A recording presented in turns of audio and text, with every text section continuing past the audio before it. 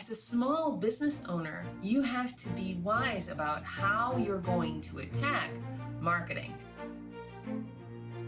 because you're competing against big and little. Now, that's not so bad, because if you think about it, right, everybody's pretty much got an even playing field now. With the introduction of social media, we're able to put our ads out there for people that never would have been able to see our service. In fact, we would have only been able to serve a local market, not a worldwide market. So thank goodness for social media. But now that you're starting to think about your marketing, you're going to have to start considering three things.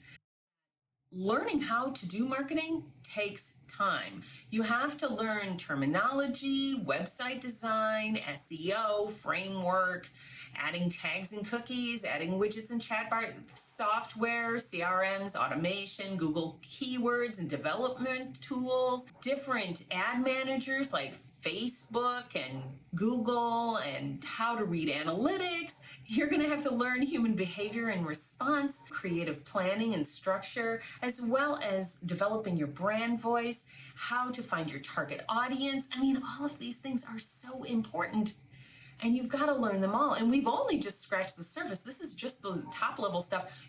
Later, you have to get down deeper. Now, if the answer is, I don't have time for all that, okay, then we move on to what you're going to spend your money on. Marketing is always an investment, and if you do it right, you'll get back much more than you spend. Don't fall for some of the traps. There are a lot of people out there right now that are saying, I've got a way to get you out there and you can get, 5,000 followers for just 3 easy steps. Well, there's no such thing as 3 easy steps to anything, number one. And number two, if there's no hands-off approach either. If they say, I have an automation that can get you everything you want. No, there's never anything that's totally hands-off, even with the best AI. And I've looked at a lot of AI.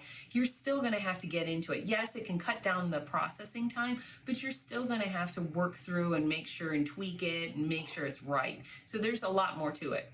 A dedicated marketing agency, however, is probably going to be a better solution for most small businesses. Or you're going to have to hire somebody in-house. Now, I've talked about what the difference is between hiring somebody in-house and a marketing agency or a marketing person outside of your business as a contractor in a different video, which you can look at here. Now, let's say you choose to go with a really reputable but large agency.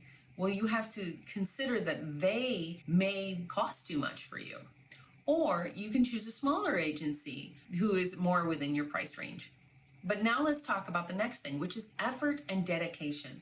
Is a large agency going to have the same amount of fine-tuning and care about your account as a small business as they are going to put towards somebody like, say, PepsiCo, or someone who is very large in their area, versus you, who's just the little guys getting started? They may hand you off to a smaller, more inexperienced agent within their agency. They may hand you off a few times. You might have different reps at different times and things like that. So all of this you need to kind of consider when you're thinking about stuff. Now, with a smaller agency, they're going to have fewer clients. They're going to be dedicated because their business depends on their success, and it's going to cost you less because they're just a smaller agency. They understand that you have a smaller budget. So in the end, here's what you need to think of. Time. Can you DIY this really? Or do you need to seek out professional help? 2, your return on investment. If you're spending money, are you going to go with someone who's legit and a smaller size for you? Or are you going to go with a bigger agency so you can just full steam ahead, get yourself out there? And then in the final thing to consider is the effort and dedication that these businesses are putting towards your business. If you go with a larger agency, are they making sure, are they holding your hand through the whole thing? Or are they just pushing you off to somebody else? Or if you go with a smaller agency, are they legitimate? Are they hardworking? Are they doing their best for you?